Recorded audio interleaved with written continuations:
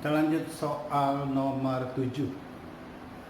Dua muatan QA-nya 4 mili terpisah sejauh 10 cm dengan QB 9 mili, ya. Kemudian ada muatan ketiga QC ditempatkan di antara A dan B, ya. Nah, kalau QC ini seimbang, lalu berapakah muatan QC itu? Dan jika A dan B juga dalam keadaan seimbang, ya, jadi ada dua keseimbangan. Pertama, si C seimbang, kemudian kedua antara muatan A dan B juga dalam keadaan seimbang. Baik, kita ambil dulu seimbang yang pertama, ya. Dalam hal ini QC. QC dikatakan seimbang apabila nanti di sini total gaya yang bekerja pada muatan C nilainya sama dengan A, ya. Nah, sekarang kita tinjau total gaya di C sama dengan 0 untuk menentukan berapa jarak C dari A dan berapa jarak C dari B, ya. Caranya gini. Pertama, misalkanlah ini berjarak X. Nah, karena jarak kedua muatan 10, sementara dari C ke A-nya X, berarti jarak C ke B berapa? Tentu 10 dikurang dengan X, ya. Maka dalam hal ini posisi C kalau diukur dari B adalah 10 dikurang dengan X. 2. Agar gaya yang dialami muatan C itu 0, ini artinya interaksi gaya muatan C dengan A ini nilainya sama dengan interaksi gaya muatan B terhadap C, ya. Nah, sehingga kalau gaya tarik A dengan C dan C dengan B sama, maka resultan gayanya sama. Baik, sekarang coba pakai atau ganti dengan menggunakan hukum Coulomb. Dalam hal ini FAC adalah K kali QA dengan QC dibagi jarak A ke C, ya. Kita tulis dulu, ya. RAC dikuadratkan, kita samakan dengan K kali muatan B dengan muatan C dibagi jarak dari B ke C dikuadratkan. Sekarang tinggal kita sederhanakan. Kiri ada K, kanan ada K hilang. Di kiri ada QC, di kanan ada QC hilang, ya. Masukkan nilainya, ya.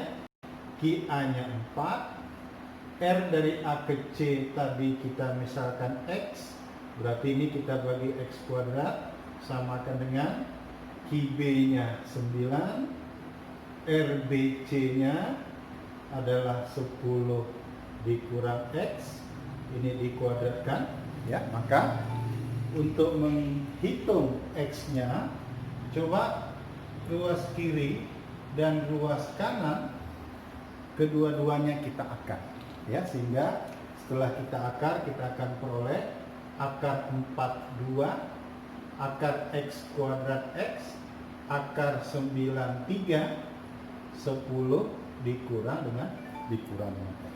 Kita kali silang, ya. Maka kita akan peroleh 3X sama dengan 20 dikurang 2X. 2X pindah ke kiri, berarti menjadi 5X sama dengan 20. Maka X nilainya 4 cm, kan gitu. 20 bagi 5, 4. Dari A jaraknya 4 cm, maka kalau dari B berapa? Dari B tentu kita kurang, ya. 4 cm dari A. Kalau dari B posisinya 10 dikurang 4, ya. Berarti 10 kurang 4, katakanlah ini X2, maka nilainya 6 cm kalau diukur dari posisi B. Baik, dari kata atau kalimat QC seimbang, dalam hal ini QC-nya 0, maka kita peroleh ternyata posisi C dari A4, posisi C dari B sama dengan 5. Baik, ini yang pertama. Nah, keseimbangan yang kedua, kita mau cari nilai QC itu berapa. Ya, maka dalam hal ini kita lihat, kita ambil tinjauannya yang A atau B, terserah. Ya. Jadi yang kedua, muatan pada A atau B ini seimbang. Berarti sigma gayanya sama dengan 0. Di sini saya pilih muatan A, ya. Nanti kita boleh aja pilih muatan B seimbang, nilainya akan sama. Baik. Sekarang begini. Untuk menentukan muatan C, tinjau di salah satu titik seimbang, boleh di A atau di B, tapi caranya sedikit berbeda dengan seimbang di C. Kenapa? Karena kalau di C kita hanya ingin menentukan jarak, tapi di sini kita mau sekalian selain menghitung besar, kita juga ingin melihat jenis muatan si C itu gimana. Caranya gini, kita tinjaulah di A seimbang. Perhatikan gambar. A ini selain berinteraksi dengan C, maka pada saat bersamaan A juga berinteraksi dengan B. Maka resultan gaya yang dialami muatan A adalah jumlahkan, ya, jumlahkan interaksi gaya antara A dengan C dengan interaksi A terhadap B. Berarti sigma FA-nya FAC ditambah dengan FAB. Ya, jadi kenapa demikian? Karena A pada saat bersamaan interaksinya ada dua, berinteraksi dengan B dan berinteraksi dengan C sekaligus. Sekarang kita lihat, karena di A itu seimbang, ini kita samakan dengan 0, ya, karena kondisinya seimbang. Berarti salah satu nanti kalau kita geser ke kanan, ya, boleh FAB yang kita pindahkan ke kanan atau FBC yang kita pindahkan ke kanan. Pokoknya setelah dipindahkan satu ke kanan, maka nanti salah satu mesti bertanda negatif. Ya, di dalam hal ini saya pilih aja FAB yang nilainya positif, maka FAC nilainya negatif. Ya. Nah, sekarang gunakan lagi hukum kolom. Ingat, F tadi apa? K dikali QA dengan QB dibagi R dari A ke B kuadrat. Ini sama dengan, hati-hati minusnya tetap kita ikutkan, tetap kita tulis karena kita mau mencari jenis dari muatan C, ya. Dikalikan QA dengan QC dibagi dengan jarak A ke C dikuadratkan.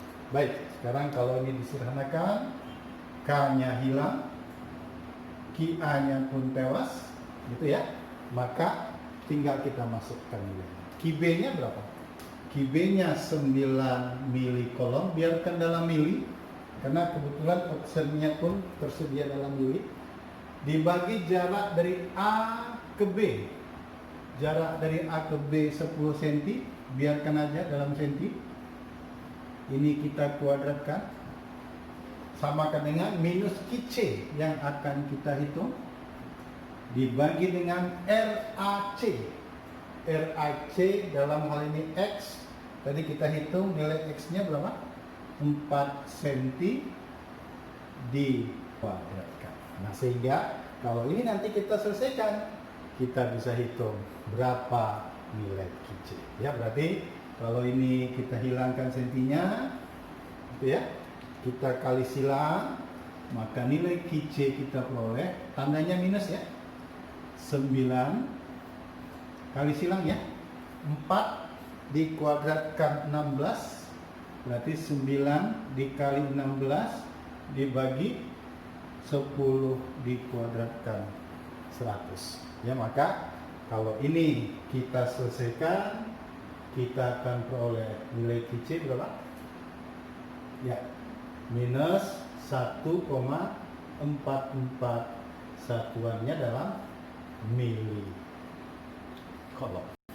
Demikianlah cara menghitungnya ya. Jadi seimbangnya ada dua. Pertama, tinjau seimbang di C untuk menentukan berapa jarak C terhadap A dan B.